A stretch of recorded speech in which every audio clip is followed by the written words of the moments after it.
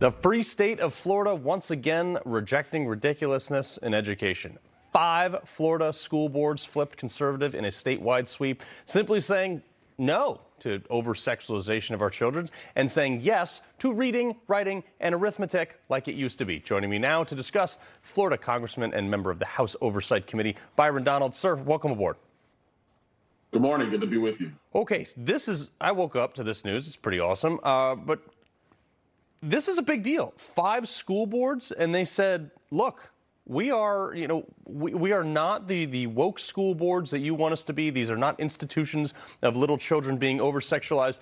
We want our kids to be taught how to put a man or woman on the moon, not drag shows. What do you say? Look, I say that Florida parents and Florida citizens are getting this thing right. They had seen enough, and this all goes way back to COVID-19. I know that seems like yesteryear for a lot of folks, especially here in Florida. But when we saw schools that were shut down, when we saw that there were school boards and teachers unions that were not allowing some schools to open up, they wanted to override the governor's order here in Florida to reopen schools. They wanted to override the governor's order about masks being optional. The school boards were saying you have to do it on purpose. Then parents were seeing the stuff about gender ideology. They were seeing the stuff on CRT. And people in Florida were basically like, wait a minute, what is going on? This doesn't make any sense. This is not the way it used to be or the way it should be. Led by Governor DeSantis, we were able to flip a lot of these seats. And not just to change a seat here or there, but to change the entire complexion of the board in many districts throughout our state. And we're just beginning that one. Sure.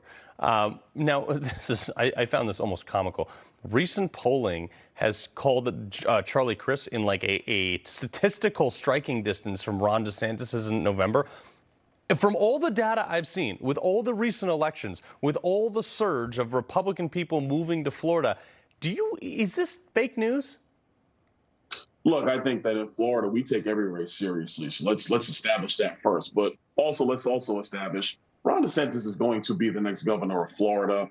The polling in Florida always looks tight. It's just what it is here. If people remember 4 years ago, Andrew Gillum was up 4 points on Ron DeSantis. We all know how that worked out. So I'm not concerned about what the polling might say. Here's what I do know. Charlie Crist is somebody that doesn't even know what he believes on the issues, let alone can voters trust him on the issues. He is the literal political person that everybody hates because he's trying to be all things to all people. He is wishy-washy. Meanwhile, Ron DeSantis is America's governor. You know where he stands. He's going to do the right thing. He's going to make sure that the people of Florida continue to flourish while people in other states, especially blue states, have fallen behind. To me, it's going to be a no-brainer. Ron DeSantis is going to be our next governor. Sweet. Now, he put out a new ad, very Top Gun-ish, in light of the fact that potentially the greatest movie of our lifetimes had a sequel, and it came out on video like 3 days ago, okay?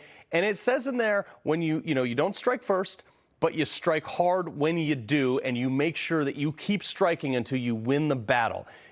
This is a blueprint for a lot of Republicans. There's a lot of people like me who have, we've been through cycles where Republicans have won elections. We're like, yes, we're going to get it done. They're going to go to Congress. They're going to balance the budget. They're going to do this. And it never happens. But he's got a message that says, hey, guys, strike hard when you do. Can you take that to Congress should you win the midterms?